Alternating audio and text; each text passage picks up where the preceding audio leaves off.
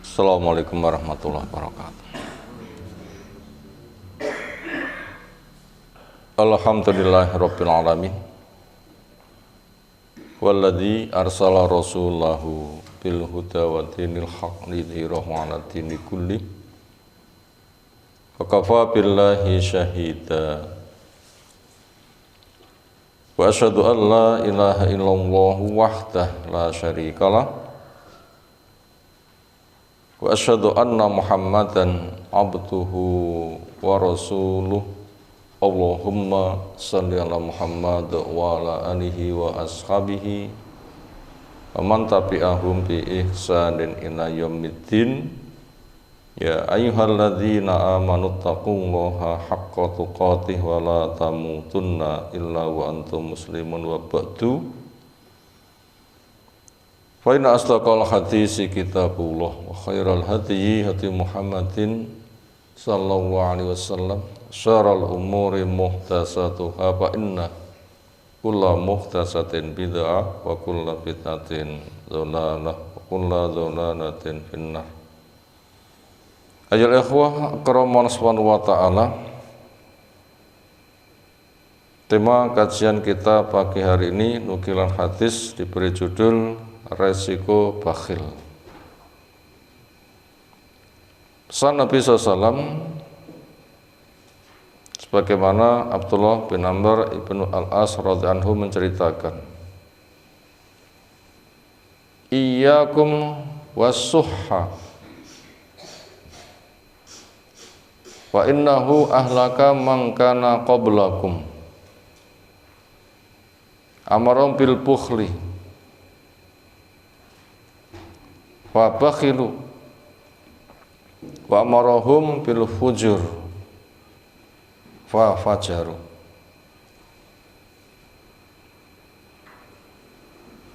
Di lafaz yang lain, fa mana'u zakatahum wa ta'ahum wa qati'u arhamahum wa ta'ahum wa safaku dima'ahum. Yang pertama sanadnya sahih, rawi Abu Dawud, Ahmad, Tabrani rahimahullahu ta'ala. Yang kedua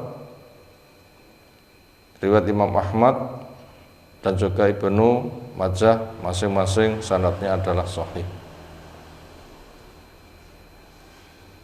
Iyyakum, ku tujukan kepada kalian,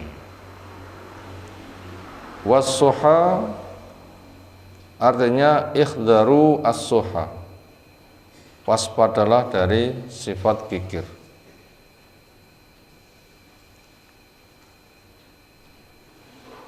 Wa innahu ahlaka man kana qablakum, sesungguhnya sihir itu menghancurkan kepada orang sebelum kamu. Amarahum bil bukhli, memerintahkan kepada mereka untuk tidak memberi, wabakhilu, akhirnya juga tidak mau memberi. Wa amarahum, pikir memerintahkan mereka fil fujur, untuk melakukan aneka ragam perbuatan dosa. Wa fajaru, mereka pun juga melakukannya. Di lafaz yang lain, fa mana'u zakatahum, menghalangi mereka untuk menunaikan zakat. Wa ta'ahum wa qad arhamahum, mendorong mereka untuk memutuskan rahimnya.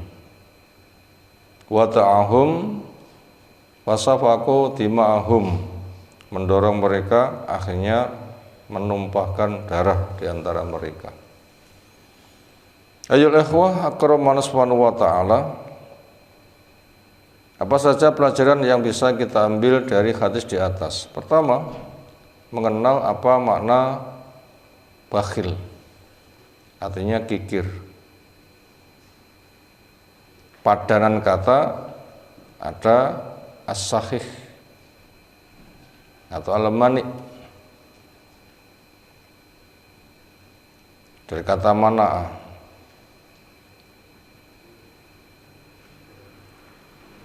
ketika didefinisikan dari arti bakhil adalah seseorang punya modal, mestinya untuk diambil manfaat dengan disalurkan. Lalu dia mencegah menolaknya karena merasa miliknya dan kehilangan sehingga tidak tercukupi apa yang menjadi kebutuhan. Itu tadi pertama tentang apa makna dari bakhil atau sahih, bahasa kita kikir, bahasa Jawanya cedil, dan kata-kata lain yang memiliki arti sepadan.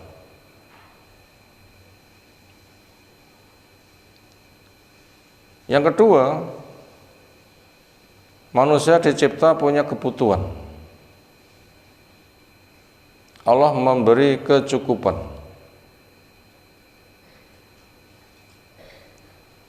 Maka manusia wajib untuk berusaha karena ada kecukupan yang Allah berikan lewat syariat, lewat usaha. Untuk menguji, memilih cara halal atau haram. Tujuannya supaya memilih yang halal dan untuk membimbing supaya ia niatkan untuk memenuhi hak sehingga nanti mendapatkan manfaat.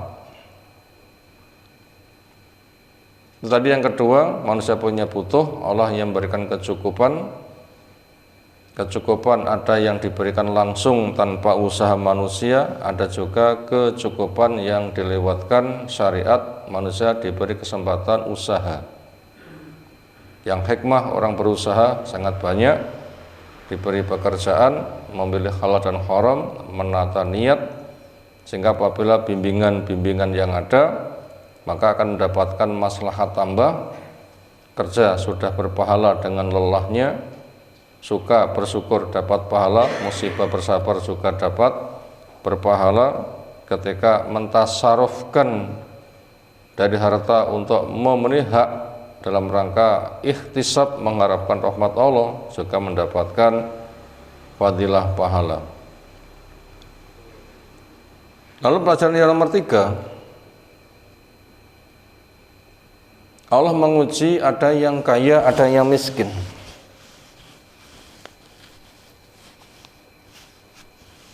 Karena Allah menjelaskan, nahnu qasamna bainahum ma'isyatum fil hayatid dunya. Yang berbagi butuhnya hidup mereka di dunia itu adalah Allah.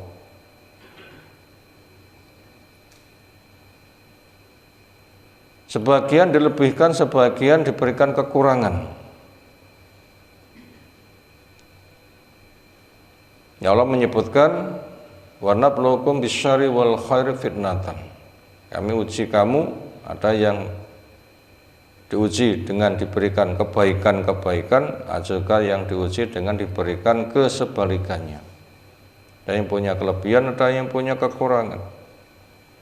Hikmahnya, liyattakhidha ba'dhum 'ala ba'dhin suhriyah, supaya ada mitra kerjasama sebagainya pada sebagian yang lain.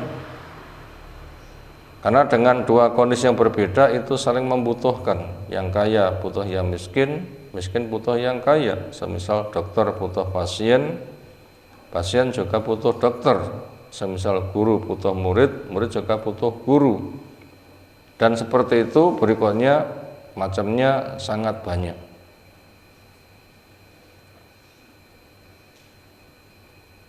Tadi hikmah kenapa diberikan kelebihan kekurangan, yaitu supaya lihat takhidha ba'dhum 'ala ba'dhin suhriyah,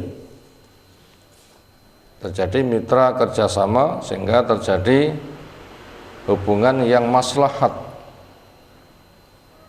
Lalu pelajaran berikutnya,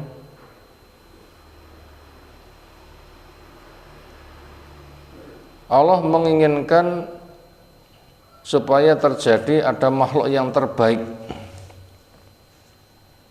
Allah menginginkan supaya ada makhluk yang terbaik.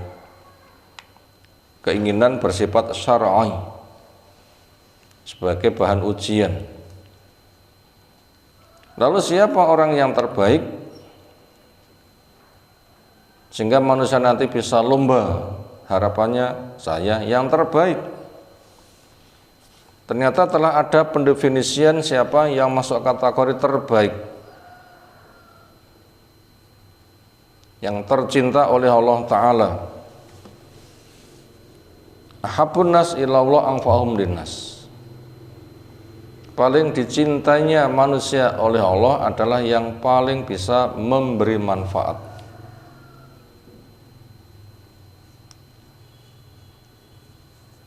Tadi poin yang keempat, Allah menghendaki secara syariat demikian supaya manusia terjadi lomba di dalam kebaikan.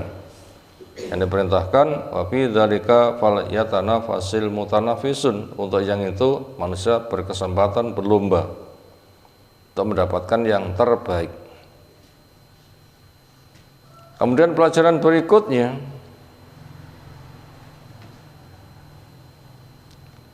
beruntunglah orang yang sukses dan celakalah orang yang gagal. Siapa yang sukses? Orang yang dermawan. Siapa yang gagal? Orang yang kikir. Kenapa orang yang dermawan itu sukses? Karena sedekah, memberikan jasa itu tidak mengurangi kepemilikannya. Allah memberikan jaminan ganti. Dan dijamin tidak jatuh miskin orang yang bersedekah. Juga akan menjadi penggugur dosa, maslahat kepada makhluk, sehingga Allah mencintai, diumumkan, makhluk pun juga ikut mencintai. Maka dengan tergugurkannya dosa, lapanglah dada, sehingga rasa cinta kepada manusia kuat. Sehingga adanya ikatan rasa kasih, sayang, hormat akan mendapatkan kemaslahatan. Makanya beruntunglah orang yang sukses. Dan celakalah orang yang gagal. Siapa? Yang kikir. Karena dengan kikir hartanya tidak bertambah, bahkan dengan kikir hartanya tercekik. Dengan kikir nggak ada sedekah, tidak tergugurkan dosa. Dengan kekikiran ketika dia diuji kaya, nanti akan dihasad, dan orang yang menghasad berpotensi nanti akan merusak. Ketika tidak terima dirusak, membalas merusak, akhirnya terjadi sesuatu yang membahayakan. Bentuk bahayanya apa? Perbuatan dosa dikerjakan, hubungan rahim akan putus, bahkan bisa terjadi penumpahan darah, dan berbagai macam resiko yang lain. Kemudian pelajaran akhir, adanya harta ternyata sebagai ujian untuk mendapatkan yang terbaik. Karena harta bukan tanda orang cinta, tetapi harta merupakan tanda ujian. Makanya masing-masing harus berusaha, saya harus menjadi orang yang sukses.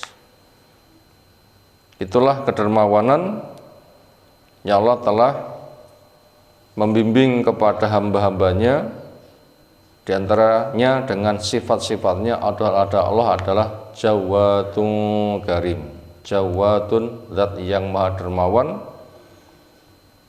yang jumlah pemberiannya tidak bisa dihitung, lagi sangat mulia. Dan itu juga karakter yang dimiliki Nabi SAW yang amat sangat dermawan, apalagi di bulan Ramadan, yang kedermawanannya andaikan dilomba dengan kecepatan hembusan angin, maka lebih cepat kedermawanan Nabi SAW, yang dengannya ternyata orang dengan harta akan mendapatkan pangkat yang amat sangat tinggi sekali. Demikian beberapa pelajaran penting untuk kita semuanya. Subhanakallahumma bihamdika asyhadu an la ilaha illa anta astaghfiruka wa atubu ilaik. Assalamualaikum warahmatullahi wabarakatuh.